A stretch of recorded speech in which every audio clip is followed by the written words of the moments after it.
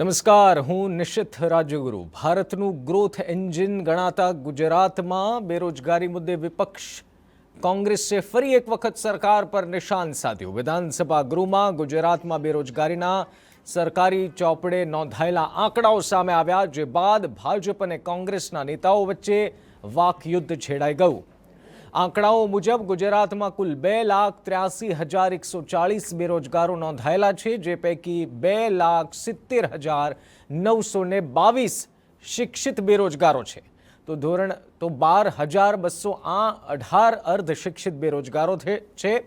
સરકારે 4,70,444 લોકોને ખાનગી રોજગારી આપવાની સહાય કરી. જો કે સરકારી નોકરીના આંકડાઓ રોજગાર કચેરી પાસે ન હોવાનું સરકારે જણાવ્યું, જેને લઈને કોંગ્રેસે ફરી સરકારને ઘેરી. કોંગ્રેસના નેતા અમિત ચાવડાએ ભાજપ પર પ્રહાર કરતા કહ્યું કે વિધાનસભાના ઇતિહાસમાં પહેલી વખત સરકારી નોકરીઓના આંકડાઓ છુપાવવામાં આવ્યા. ઓછી રોજગારી આપી હોવાથી સરકાર રોજગારીના આંકડા આપતી નથી. અમિત ચાવડાએ ગુજરાતમાં 50 લાખથી વધુ શિક્ષિત બેરોજગારો હોવાનો દાવો કરી આ મુદ્દે સરકાર શ્વેતપત્ર બહાર પાડે તેવી માંગ કરી છે.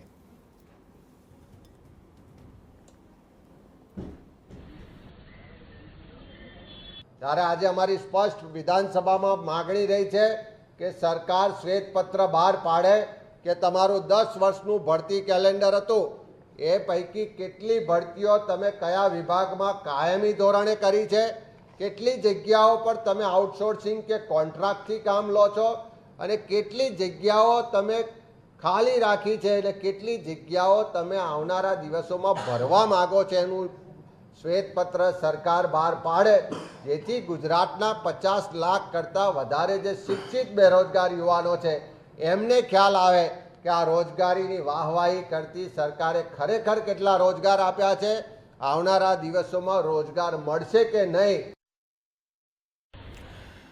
બેરોજગારી મુદ્દે હવે આરપાર શરૂ થયું છે. 2.83 લાખ બેરોજગાર.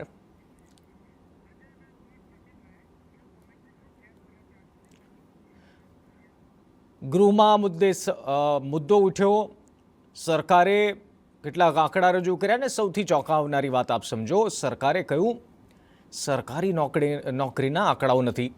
અમિત ચાવડા કોંગ્રેસના નેતાએ કહ્યું કે પહેલી વાર ઇતિહાસમાં સરકારી નોકરીના આંકડા છુપાવવામાં આવી રહ્યા છે.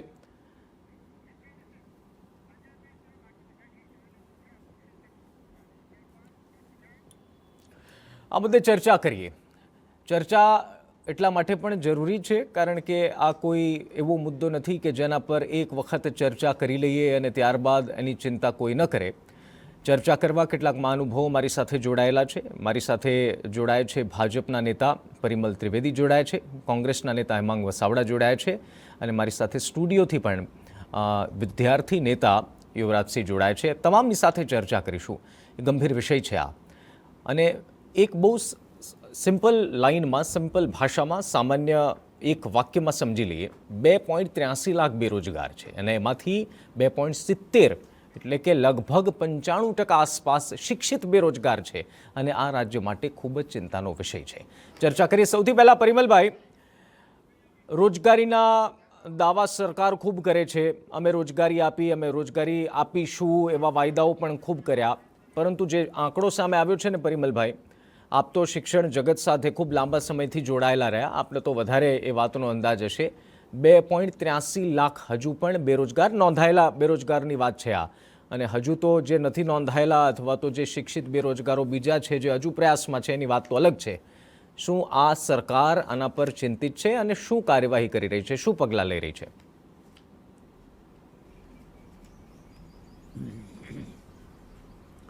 TV9ના દર્શકોને, પેનલના સભ્યોને, નિશિતભાઈ મારા નમસ્તે.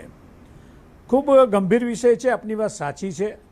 અને આપે જોયું હશે કે માનનીય મોદી સાહેબ 2025 સુધીમાં 5 ટ્રિલિયન ઇકોનોમી ભારતને બનાવવા જઈ રહ્યા છે. ગુજરાત એ ભારતનું ગ્રોથ એન્જિન છે. આજે જો તમે GDPના સંદર્ભમાં આપી જુઓ તો ગુજરાતનું સ્થાન ભારતના અન્ય રાજ્યોમાં, હું અહીંયા કોઈ પક્ષાપક્ષીની વાત નથી કરતો, પણ ઘણા સમયથી ગુજરાત હંમેશા અગ્રેસર રહ્યું છે અને ગુજરાતે એ રેકોર્ડ પોતાના હસ્તે રાખ્યો છે. આજે અનએમ્પ્લોયમેન્ટની જ્યારે વાત ચાલે છે ત્યારે મારે એટલું જ કહેવું છે કે વિકસતા ગુજરાતમાં જે રીતે એજ્યુકેશનનો વ્યાપ વધ્યો છે અને શિક્ષિત બેરોજગારીની તમે વાત કરો છો, આમાં મિક્સ ફિગર છે. કેટલાક એવા પણ આંકડા છે કે જે માની લો કે જુનિયર ક્લાર્કમાં અત્યારે નોકરી કરતા હોય અને એ ક્લાસ 1 ઓફિસર કે ક્લાસ 2 ઓફિસર માટે પણ એ બેરોજગારીના આંકડામાં એમને પોતાની ઉમેદવારી નોંધાવી હોય. તમે જોયું હશે 1 લાખ કરતાં વધારે શિક્ષકોની તો સરકારી સ્કૂલોમાં સરકારે નિમણૂકો આપી દીધેલી છે.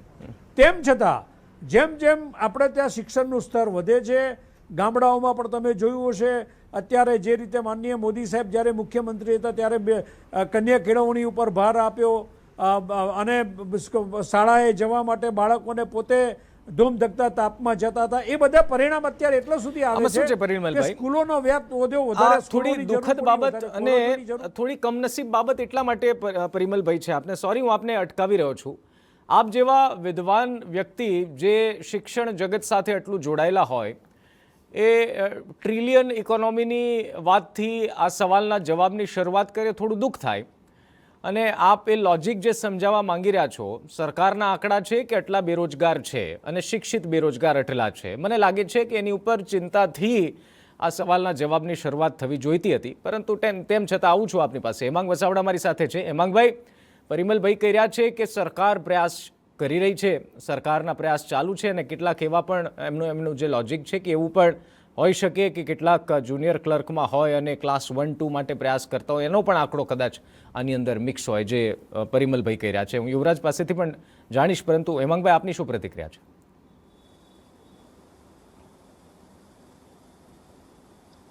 મારી પ્રતિક્રિયા બહુ સ્પષ્ટ છે. ગુજરાતમાં આ જે આંકડા બહાર આવ્યા છે એ ખોટા આંકડા છે, હું બહુ સ્પષ્ટપણે કહું છું. 2.5 લાખ જેટલા શિક્ષિત બેરોજગારો, 2,70,000 તો ખાલી અમદાવાદ શહેરમાં હશે, ખાલી અમદાવાદ શહેરમાં. હવે સરકારની વિશ્વસનીયતા એટલી નીચે ગઈ છે નોકરીની બાબતમાં કે લોકો નોંધાવા જવા પણ તૈયાર નથી કે નોંધાવીને શું કરવાનું, પછી તો પકોડા તળવાની જ સલાહ મળે છે. સરકાર સરિયામ આખું જે તંત્ર ગોઠવવું જોઈએ, ભાઈ ત્રિપાઠી સાહેબે કીધું, પરિમલભાઈ બહુ તરત જ કીધું, નરેન્દ્રભાઈ ને 5 ટ્રિલિયન ઇકોનોમીને, પણ આટલા બધા યુવાનોને તમે પાછળ મૂક્યા. તમે સરકારી નિયત નોકરીઓ દૂર કરી અને કોન્ટ્રાક્ટ બેઝ પદ્ધતિ લઈ આવ્યા, કોન્ટ્રાક્ટરોને ખટાવવા અને યુવાનોનું શોષણ કરવા માટે આ પદ્ધતિ આવી. આપે કીધું 1 લાખ શિક્ષકો નિમાયા. કઈ રીતે નિમાયા? એમને કઈ જાતના એપોઇન્ટમેન્ટ ઓર્ડર મળ્યા એની ત્રિપાઠી સાહેબે સ્પષ્ટતા ન કરી. ટૂંકમાં જે આખું ઢાંચો એવો તૈયાર થવો જોઈએ, સરકાર પાસે એક આયોજન હોવું જોઈએ કે આટલા વિદ્યાર્થીઓ અત્યારે અભ્યાસક્રમમાં પાઇપલાઇનમાં છે, આ વર્ષમાં એવો બહાર આવે તો આટલી જોબની જરૂરિયાત છે અને એ પ્રમાણે નોકરીઓનું આયોજન થાય. યુવાનોને એમની જે તાકાત છે એ તાકાત દેશના અને રાજ્યના વિકાસમાં વાપરવાની તક મળે, એ સરકારનું કામ કરવામાં આ સરકાર નિષ્ફળ ગઈ છે. પકોડા તળવા, રિક્ષામાં પેટ્રોલ ભરાવવું, એ બધી વિદ્યાર્થી નેતા, ઓકે હેમાંગભાઈ, વિદ્યાર્થી નેતા યુવરાજસિંહ મારી સાથે છે. યુવરાજસિંહ, કોંગ્રેસને સાંભળ્યા, તમે ભાજપને પણ સાંભળ્યા. બહુ સ્પષ્ટ સવાલ છે. મારે એ રાજકીય મુદ્દો આને નથી બનાવવું, કારણ કે આ ચિંતા આ દેશના ભવિષ્યની, આ રાજ્યના ભવિષ્યની વાત છે. અહીંયા 2,80,000 બેરોજગાર છે, 2,70,000 શિક્ષિત બેરોજગાર છે અને હેમાંગભાઈ કર્યા છે આ આંકડા ખોટા છે. સૌથી પહેલી પ્રતિક્રિયા શું અને આમાં ફેક્ટ કેટલું, સત્ય કેટલું લાગી રહ્યું છે આંકડા? ખરેખર આ વાતમાં સત્યતા બિલકુલ રીતે જણાતી નથી. કેમ કે જે રીતે તમે વાત કરી કે આટલા લોકો રોજગાર છે, આટલા લોકોને બેરોજગાર છે, એ તમે જે વાત કરી એ ફક્ત નોંધાયેલા છે, એટલે કે જે રોજગાર કચેરીમાં જે આંકડા નોંધાવવામાં આવે છે એ લોકોની વાત છે. હવે ઘણા એવા યુવાનોને ખબર પણ નથી હોતી કે અમારે એ કઈ જગ્યાએ જઈ અને રોજગાર કચેરીમાં આ રીતે આંકડા નોંધાવવાના. સામાન્ય રીતે કઈ જગ્યાએ રોજગાર કચેરી કામ કરે છે તો કે જ્યારે આઈટીઆઈ જે કરતા હોય વિદ્યાર્થીઓ, એમાં આ રોજગાર કચેરીના આંકડા એટલે કે અનએમ્પ્લોયમેન્ટના જે આંકડા છે એ અનએમ્પ્લોયમેન્ટ કચેરીએ નોંધવામાં આવે છે. હવે ખાસ કરીને જે બાબતો છે એ બાબતોમાં મારે રોજગારી ઉપર વાત કરવી છે, મારે સરકારી રોજગારી ઉપર વાત નથી કરવી, પણ રોજગારી જે ગુજરાતમાં સરકારી, અર્ધ સરકારી જે રોજગારી છે તે શિક્ષિત અશિક્ષિત જે લોકો છે એ લોકોને રોજગારી મેળવવા પાત્ર માટે કહી શકાય કે જેની સક્ષમતા છે એ લોકો અત્યારે રોજગારથી વંચિત છે, એવા જો આંકડો મેળવવા જઈએ તો 50 લાખ કરતાં પણ આ આંકડો વધી શકે છે. બીજું કે અત્યારે જે રીતે હમણાં જે સ્ટેટમેન્ટ ચાલુ થયું કે નરેન્દ્ર મોદી સાહેબ, તો નરેન્દ્ર મોદી સાહેબે એક વખત 2014માં એવું કીધું હતું કે અમે દર વર્ષે 2 કરોડ રોજગારી આપીશું. હું રોજગારી કહું, સરકારી રોજગારી નથી કહેતો, 2 કરોડ રોજગારી આપીશું. પરંતુ દર વર્ષે જ્યારે બજેટ આવે છે ત્યારે અલગ અલગ પ્રકારના આંકડાઓ રજૂ કરવામાં છે. વિજયભાઈ રૂપાણીની સરકાર હતી ત્યારે એવું કહેવામાં આવ્યું હતું કે ભાઈ 2016-17માં આ ઓફિશિયલ ડેટા કહું છું, 2016-17માં 20 લાખ લોકોને રોજગારી આપવામાં આવશે. પરંતુ જ્યારે વિધાનસભા ઉપર જ્યારે આંકડા રજૂ કરવામાં આવ્યા ત્યારે આંકડો હતો કે ભાઈ 3217 લોકોને રોજગારી એ આપવામાં આવી છે. એટલે જે કહેવામાં આવે છે અને જે ખરેખર વાસ્તવિકતા છે એ વાસ્તવિકતામાં જમીન આસમાનનો ફરક છે. અહીંયા આપણે જોઈએ તો કેન્દ્ર સરકારમાં અત્યારે વર્તમાનમાં જે ખાલી પદો છે એ તમે જોઈ શકો છો કે વર્તમાનમાં કેન્દ્ર સરકારના જે પદો ખાલી છે એ છે 9.8 લાખ.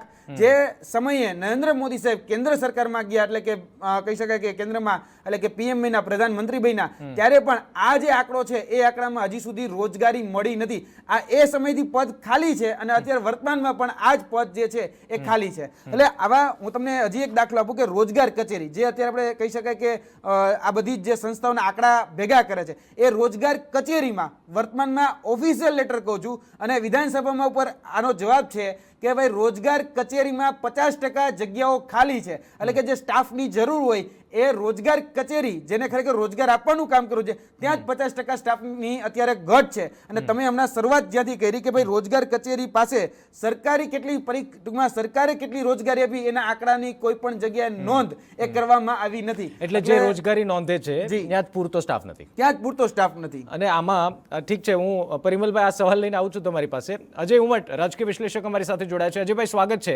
અજયભાઈ ગંભીર વિષય પર ચર્ચા કરી રહ્યા છે, વાત છે રોજગારીની. અને સૌથી પહેલાં બહુ ઇનડેપ્થ જઈએ એની પહેલાં આંકડા થોડા મૂંઝવી રહ્યા છે જે મહાનુભાવો જોડાય છે. કોંગ્રેસના નેતા યુવરાજસિંહ કે આંકડા ખોટા છે. યુવરાજસિંહ કહી રહ્યા છે 50 લાખથી વધુ હોઈ શકે. શું માનવું છે આપનું? આ કેટલો ગંભીર વિષય છે અને શું રોજગારીની આટલા વર્ષોથી જે વાયદાઓ આપણને કરવામાં આવ્યા તે અહીંયા ક્યાંય સક્સેસ જતા અથવા તો સફળ થતા દેખાઈ રહ્યા છે? હું યુવરાજસિંહની વાત સાથે એટલા માટે સંમત છું કે centre for monitoring Indian economy જે છે જે એક ઇન્ડિપેન્ડન્ટ સંસ્થા છે અને જેને જે સર્વે કર્યો છે એ પ્રમાણે ગુજરાતમાં 10%થી ઉપર નોંધાયેલા નહીં પણ 10%થી ઉપર અનએમ્પ્લોયમેન્ટ રેટ છે અને ગ્રામ્ય વિસ્તારમાં એનું પ્રમાણ 8%થી વધારે છે. એથી પણ વધારે ચિંતાજનક બાબત એ છે કે ગુજરાતમાં માઇગ્રેશન રૂરલમાંથી અર્બન સેન્ટરમાં બહુ વધારે પડતું થઈ રહ્યું છે અને ગુજરાત જે છે એ સેમી અર્બન નહીં પણ 100% તમે જોવા જાઓ કે 48%થી વધારે માઇગ્રેશન ગુજરાતમાં દેખાય છે અને ગુજરાત જે છે એ અર્બન વધારે થઈ ગયું છે અને રૂરલ ઓછું થઈ ગયું છે, જેનું મુખ્ય કારણ જે છે એ અનએમ્પ્લોયમેન્ટ છે. તમે એના માટે એક સૌથી મહત્વનો પેરામીટર જુઓ કે 3400 જેટલી આપણે ત્યાં તલાટીની પણ જો ભરતી થવાની હોય તો એના માટે 17 લાખ લોકો જે છે એ અરજીઓ કરે છે. હવે તમે એવું કહેતા હોય કે અમારે ત્યાં અનએમ્પ્લોયમેન્ટ રેટ ઓનલી 2.38% છે, તો તલાટી માટે 34 લાખ લોકો જે છે એ અરજી શા માટે કરે છે? એટલે ક્લિયર કટ એવિડન્સીસ છે કે આપણે ત્યાં જે રીતના પેપર લીકેજ થઈ રહ્યા છે, સરકારી નોકરીઓમાં લાખો લોકો અરજીઓ કરે છે, એ અરજીઓનું પ્રમાણ જોતાં મને એવું ચોક્કસ લાગે છે કે ગુજરાતમાં બેરોજગારીનું પ્રમાણ બેશક 8 થી 10% હશે. અલબત્ત નોંધાયેલી જે બેરોજગારી છે એનું પ્રમાણ બે કારણસર ઓછું છે. એક તો લોકોને સરકારી તંત્રમાં ભરોસો જ નથી કે સરકારી તંત્રમાં આપણે નામ નોંધાવીશું એને કારણે આપણને રોજગારી મળશે. બીજું આપણા બધાનો અનુભવ છે કે નોંધાવાથી કોઈને રોજગારી મળતી નથી, એના માટે જાતે આત્મનિર્ભર જ બનવું પડે છે. પણ હકીકત એ છે કે બેરોજગારી એક ગંભીર સમસ્યા છે. જેમ ગરીબી છે, મોંઘવારી છે, ફુગાવો છે ને એ માત્ર ભારતની સમસ્યા છે એવું નથી, વૈશ્વિક સમસ્યા છે. આજે અમેરિકા જેવા દેશમાં તમે જુઓ કે આજે 2 બેંકો ડૂબી, એનું મુખ્ય કારણ એ હતું કે ત્યાં દાખલા તરીકે સિલિકોન વેલી બેંકની વાત કરું તો સિલિકોન વેલી કે જે વિશ્વનો સૌથી સમૃદ્ધ એરિયા મનાય છે, ત્યાં ટેકનોલોજી કંપનીઝ છે, ગૂગલ છે, મેટા છે, વોટ્સએપ છે, ફેસબુક છે, માઇક્રોસોફ્ટ છે, એને પોતાના લાખો એમ્પ્લોઈઝને રિટ્રેસમેન્ટ આપી દીધું છે અથવા તો એમને આઉટ ઓફ રોલ કરી નાખ્યા છે. અને એને કારણે આ એક આખી સાયક્લિક ઇફેક્ટ જે તમને જોવા મળે છે કે એને કારણે એક બેંક જે છે સદ્ધર બનાતી હતી, અમેરિકાની 16મા નંબરની બેંક હતી, એને પણ દિવાળું. એટલે મને લાગે છે અજયભાઈ જે આ જે વિષય પર આપણે ચર્ચા કરી રહ્યા છે એમાં વિરોધાભાસ દર વખતે આપણને સાંભળવા મળે છે. ખાનગી ઇન્ડિપેન્ડન્ટ કંપનીના રિપોર્ટ્સ, સરકારના આંકડા, વિદ્યાર્થી નેતા જેવા કે યુવરાજસિંહ પાસે રહેલા આંકડા, અને એમાં મોટા તફાવત હોય છે. પરિમલભાઈ, એક લોજિક હજી નથી સમજાઈ રહ્યું. સરકારી નોકરીના આંકડાઓ રોજગાર કચેરી પાસે ન હોવા, એનું શું મતલબ છે? કોંગ્રેસ કરી છે ઇતિહાસમાં પહેલીવાર રોજગારી કચેરી પાસે સરકારી નોકરીના આંકડા નથી એટલે નોકરી આપી નથી એટલે છુપાવે છે. અને આ તો એક બહુ સરળ પ્રશ્ન છે કે રોજગારી કચેરી પાસે જો સરકારી નોકરીના આંકડા ના હોય તો ચિત્ર સ્પષ્ટ કેવી રીતે થશે?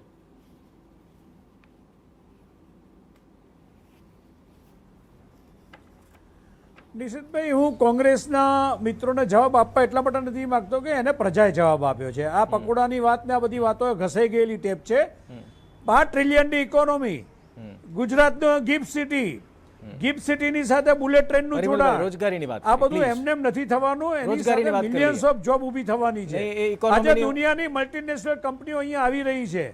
એક વાત લખીને રાખજો કે સરકારી દુનિયાનો કોઈ પણ વિકસિત દેશ એ માત્ર સરકારી નોકરી ઉપર પોતાની જેને કહેવાય વિકાસની પેરામીટર્સ સ્થાપિત નથી કરતો. મારું ચોખ્ખું માનવું છે અને સરકાર એ દિશામાં માનનીય મુખ્યમંત્રીશ્રી પ્રયત્નશીલ છે. ગુજરાત આઈટી હબ બનવા જઈ રહ્યું છે. આવનાર સમયમાં તમે જોશો કે સૌથી ભારતમાં વધારે માઇગ્રેશન અધર સ્ટેટમાંથી પણ અહીંયા થાય છે. આપણે બધાને રોજગારી આપીએ છીએ અને આપ જોશો કે ગુજરાતની અંદર વિકસતા ગુજરાતમાં જે રીતે અધર સ્ટેટમાંથી લોકો આવે છે એને પણ ગુજરાત રોજગારી આપે છે, ધંધા રોજગાર પણ આપે છે, નવા સ્ટાર્ટઅપ પણ આવે છે. અને હું માનું છું કે આ આંકડા સરકારે છુપાયા નથી. સરકારે આને ગમે એટલી રોજગારી આપશે તો પણ આ તો નોંધણી થવાની જ છે, કારણ કે નવા શિક્ષિતો આવવાના છે. પરિમલભાઈ, હવે સવાલનો જવાબ આપી દો. અચ્છા, મેં પૂછેલા સવાલનો જવાબ તો આપી દો પરિમલભાઈ, કે રોજગારી કચેરી પાસે સરકારી નોકરીના આંકડાઓ કેમ નથી? શું કારણ છે એવું? આપણે વાત કરી ટ્રિલિયન ઇકોનોમીની, આપણે ફરી એક વાત કરી, કોઈ વાંધો નથી. અર્થવ્યવસ્થા દેશની સુધરે એમાં સૌને એમાં આનંદ જ હોય ને ગર્વ હોય. કરવાની જરૂર નથી. સરકારે વિધાનસભામાં આપેલા આંકડા એ રોજગારી કચેરીથી વધારે આધારભૂત આંકડા છે. સરકાર પોતે વિધાનસભામાં રજૂ કરે છે. મને લાગે છે કે જ્યારે સુપ્રીમ કોર્ટનો ચુકાદો આવતો હોય ત્યારે નીચેની બોડીનો તમારે કોઈ વિચાર કરવાનો રહેતો નથી. સરકારે જે આંકડા કલેક્ટ કરેલા છે એ એજન્સીઓ પાસેથી, પછી રોજગાર કચેરી પણ હોઈ શકે છે અને સરકારના જુદી જુદી સંસ્થાનમાંથી પણ આવી શકે છે. વિધાનસભામાં સરકારે આંકડા આપ્યા છે, એની ઉપર આપણે ચર્ચા કરીએ છીએ. ને મને લાગે છે એ વાત એટલી આપણે સમજવા માટે કાફી છે કે સરકારે કોઈ પણ પ્રકારની જેને કહેવાય લીપાપોથી કર્યા વિના એક સત્ય ઘટના રજૂ કરી છે ને સરકાર એને પણ એડ્રેસ કરશે. આવનાર સમયમાં 20 લાખ નવી જોબ આપશે તો કદાચ બીજા 3 લાખ બેરોજગાર પણ નોંધાશે, એને પણ સરકાર એડ્રેસ કરશે. ઠીક છે હેમાંગભાઈ, પરિમલભાઈ કહી રહ્યા છે કોંગ્રેસ તો દર વખતની કેસેટ રિપીટ કરે છે પકોડા તળવાની વાત, પરંતુ સરકાર તો પ્રયત્ન કરી રહી છે. અને સરકાર, પરિમલભાઈ પછી વાયદો કરી દીધો છે કે 20 લાખ નોકરી આપશે, જો પાછા 3 લાખ બેરોજગાર હશે તો એની ઉપર પણ વિચાર કરીશું. એટલે કોઈ ચિંતાનો વિષય જ નથી, એકદમ બધું સ્મૂથલી જઈ રહ્યું છે.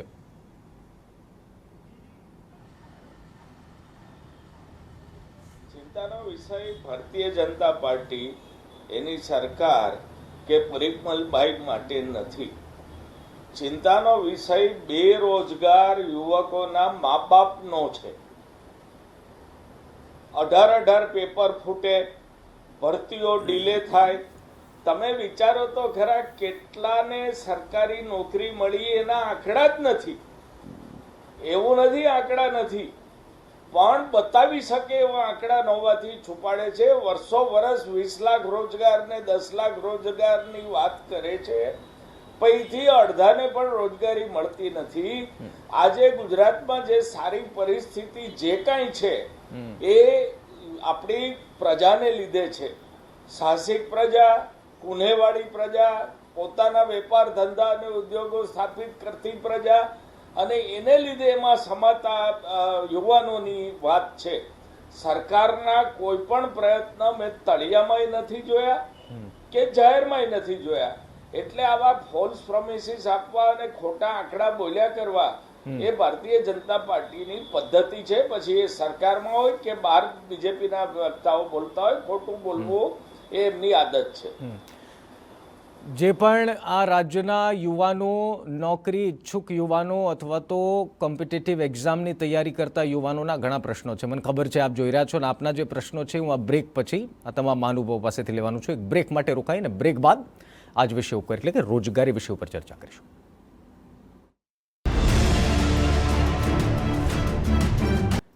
બેરોજગારી ઉપર ચર્ચા કરી રહ્યા છે અને મારી સાથે ચાર મહાનુભાવો જોડાયેલા છે, એમની સાથે ચર્ચા કરીએ.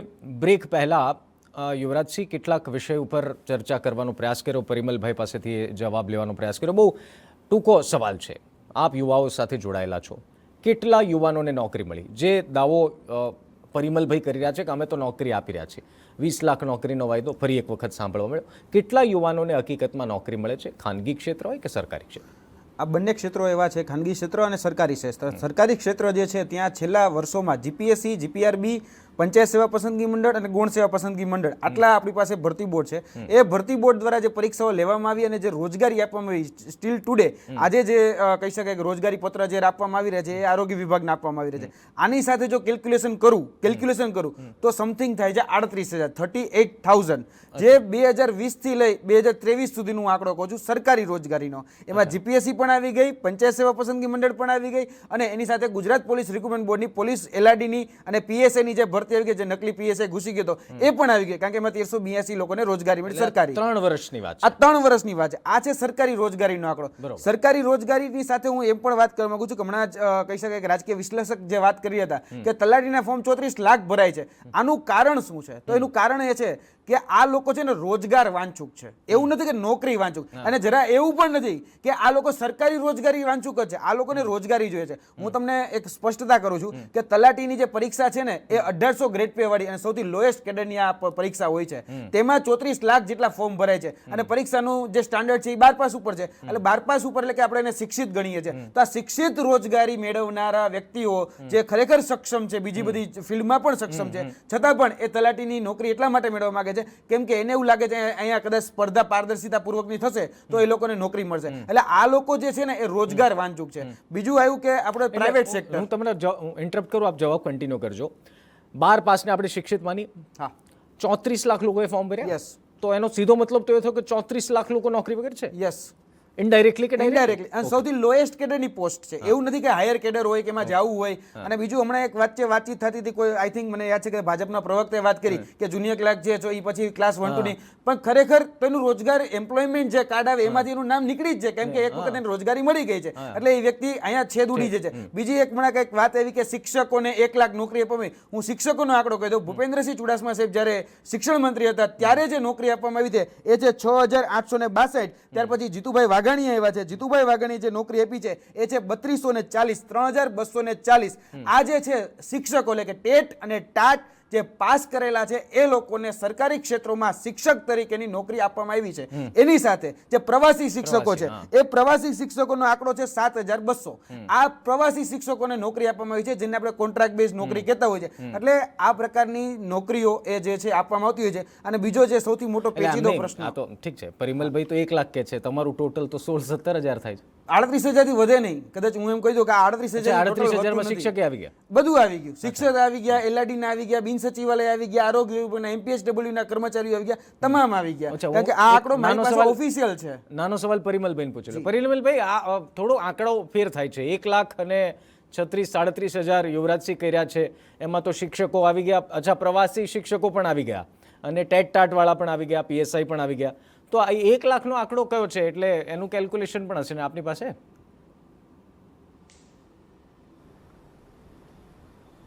નિશિતભાઈ, 1 લાખથી વધારે સમજી લો. આધારભૂત માહિતી અને બીજું પારદર્શકતા. આટલી બધી નિમણૂકો પાછળ સરકાર પાસે અપેક્ષા લોકોની કેમ વધે છે? આજે જીપીએસસી ઉપર ક્વેશ્ચન માર્ક કેમ નથી? મારા યુવરાજસિંહને કેવું છે, કોંગ્રેસનો ભૂતકાળ કાઢો. શિક્ષકોના ભાવ બોલાતા હતા અને એવી ભૂતિયા સ્કૂલો હતી જેને બંધ કરવાની જરૂર પડી હતી. અને છત્તીસગઢ રાજસ્થાનની કમ્પેરિઝન કોંગ્રેસના મારા મિત્ર કરી લે. આપણે એટલું દૂર નથી. ગુજરાતની અંદર માનનીય બોર્ડર નથી ક્રોસ કરવી પરિમલભાઈ, આપણે અહીંયા જ રહીએ. મારે તો ના ના, આપની વાત, હું આપના આંકડા ઉપર સવાલ નથી ઉઠાવતો. હું તો એ પૂછું છું જે જનતા સાંભળી રહી છે એને 1 લાખનો હિસાબ મળી જાય એટલે સરકાર પર સવાલ ઉઠાવતા બંધ થાય. ચોખ્ખું માનવું છે કે સરકારે છેલ્લા 25 વર્ષમાં પ્રાઇવેટ ક્ષેત્રમાં અને સરકારી ક્ષેત્રમાં જે નોકરીઓ આપી છે આંખે ઉડીને વળગે છે અને એને લીધે જ લોકો સરકારમાં વિશ્વાસ રાખે છે. તેમ છતાં હું એ વાતનું કબૂલ કરીશ કે બેરોજગારીના આંકડા નોંધાય છે, સરકાર એને એડ્રેસ કરશે. જેમ જેમ સરકાર વિકાસ કરી રહી છે, મલ્ટીનેશનલ કંપની સાથે સરકાર નવા પોતાના એકમો સ્થાપી રહી છે, એમ રોજગારી મળે છે, કોમ્પિટિશન પણ થઈ રહી છે. અને માત્ર ગુજરાતમાં આ પ્રશ્ન છે એવું નથી. મને આ તો રાજસ્થાનમાં જે, પરિમલભાઈ, આ તો શું છે, છત્તીસગઢમાં જે, 1 લાખનો મહારાષ્ટ્રમાં હિસાબ જે, થોડોક સર્વજ્ઞ મળ્યો હોત તો ઇન્ડિયામાં સારું જેમ હતું. આજે લોકો સાંભળે છે એમને તો શંકા થવાની ને. વિશ્વના વિકસિત દેશોમાં યુવરાજસિંહ પાસે અમેરિકામાં આંકડો પણ છે. 32-34 હજારનો છે. તેમ છતાં ગુજરાત અત્યારે હવે એ અગ્રેસર ડિફરન્સ તો છે, 66 હજારનો આવે છે. એમાં કોઈ ઠીક છે કહેવામાં પરિમલભાઈ, મને, ઓકે. સંતોષ અજયભાઈ, નથી. અહીંયા બહુ સ્પષ્ટ એક સવાલ ઊભો થઈ રહ્યો છે. જે ઓફિશિયલ રોજગારીનો આંકડો છે, સરકાર જે દાવો કરી રહી છે, પ્લસ વિદ્યાર્થી નેતા યુવરાજસિંહ જે કહી રહ્યા છે, એમાં તો 50-60 હજાર, એટલે કે ઓલમોસ્ટ ઘણો બધો ડિફરન્સ છે. તો પછી રોજગારી જે અપાઈ રહી છે એની ઉપર પણ શંકા થશે. બેરોજગારી ઉપર તો આપણે ચર્ચા કરી જ રહ્યા છીએ કે એ આંકડામાં શંકા છે. હવે તો જે રોજગારી અપાય એની ઉપર પણ શંકા છે. 100% નિશ્ચિત. હું તમને કહું કે આ બહુ કમનસીબી છે કે આપણે રોજગારીની ચર્ચા છે ને ભાજપ, કોંગ્રેસ અને આ બીજા બધા પેરામીટર્સથી કરીએ છીએ. કોઈ પણ રાષ્ટ્ર જે છે એ એવું નહીં હોય કે જ્યાં બેરોજગારીનો પ્રશ્ન નહીં હોય. પ્રશ્ન એ છે કે અંશતઃ રોજગારી મળે છે, સંપૂર્ણ રોજગારી મળે છે. તમે અર્થશાસ્ત્રની દ્રષ્ટિએ ચેક કરો ને તો એમાં સાયક્લિકલ અનએમ્પ્લોયમેન્ટ હોય છે, સ્ટ્રક્ચરલ અનએમ્પ્લોયમેન્ટ હોય છે. હું તમને સાયક્લિકલનું ઉદાહરણ આપું. દાખલા તરીકે કોરોના વખતે ભારતમાં અનએમ્પ્લોયમેન્ટ જે છે એ 46 વર્ષની ટોચ પર હતો, પણ એ જ પછી તમે જુઓ કે 6 મહિના પહેલા જે છે એ સ્થિતિ એટલી બધી સારી સુધરી કે એમ્પ્લોયમેન્ટ ઓપોર્ચ્યુનિટીઝ ઘણી બધી ભારતમાં આવી ને એને કારણે અનએમ્પ્લોયમેન્ટનું પ્રમાણ ઘટ્યું.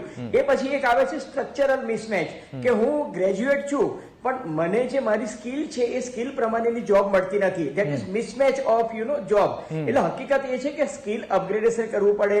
માત્ર ઇન્ફોર્મેશન ટેકનોલોજીથી જોબ નથી મળતી. મેન્યુફેક્ચરિંગ સેક્ટર પર ધ્યાન આપવું પડે છે, તમારે એમએસએમઈ પર ધ્યાન આપવું પડે છે. અને બીજું કે સરકાર જેટલા ઇન્ફ્રાસ્ટ્રક્ચર ડેવલપમેન્ટ લાવે છે એનાથી રોજગારી પ્રત્યક્ષ અને પરોક્ષ રીતે જન્મતી હોય છે. પ્રશ્ન એ છે કે અર્થતંત્રમાં જેમ ફુગાવો વધે છે, મોંઘવારી વધે છે, એમ બેરોજગારી પણ પ્લસ માઇનસ થાય છે. પણ આ કયા પછી હું ચોક્કસ એવું માનું છું કે ગુજરાતમાં નોંધાયેલા બેરોજગારો કરતા વાસ્તવમાં બેરોજગારીનું પ્રમાણ કમસે કમ 4 થી 5 ગણું વધારે હશે.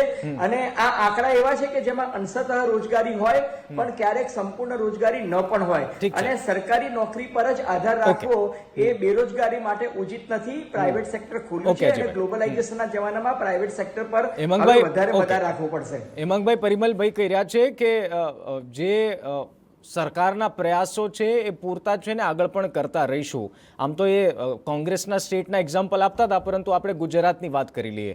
શું સહમત છો? સરકાર પ્રયાસ કરી રહી છે કે પછી સાવ એવું આપ માનો છો કે શિક્ષણ ખાડે ગયું છે?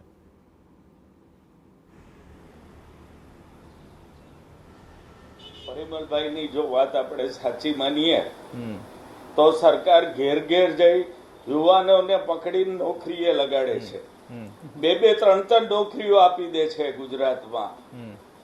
હા, દરેક ફેક્ટરીઓ ખુલે, વેપારીઓના મોટા સંસ્થાન હોય, એ બધામાં પણ સરકાર આંગળી પકડીને યુવાનોને મૂકી આવે છે. આવી વાત એમની વાતમાંથી અર્થ સરે છે.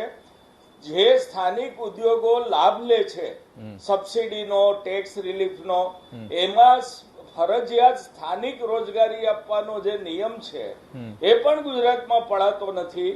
સાપર, વેરાવળ, રાજકોટની આસપાસ, સુરત, મેટોડા, તમે વેરાવળ જોવો, બધે જ બહારનાથી આવેલા લોકો મજૂરી અને રોજગારી લઈ રહ્યા છે. સ્થાનિક લોકોને ફરજ પાડીને નોકરી આપવાનું કામ પણ આ સરકાર ઉદ્યોગો પાસેથી લઈ શકી નથી.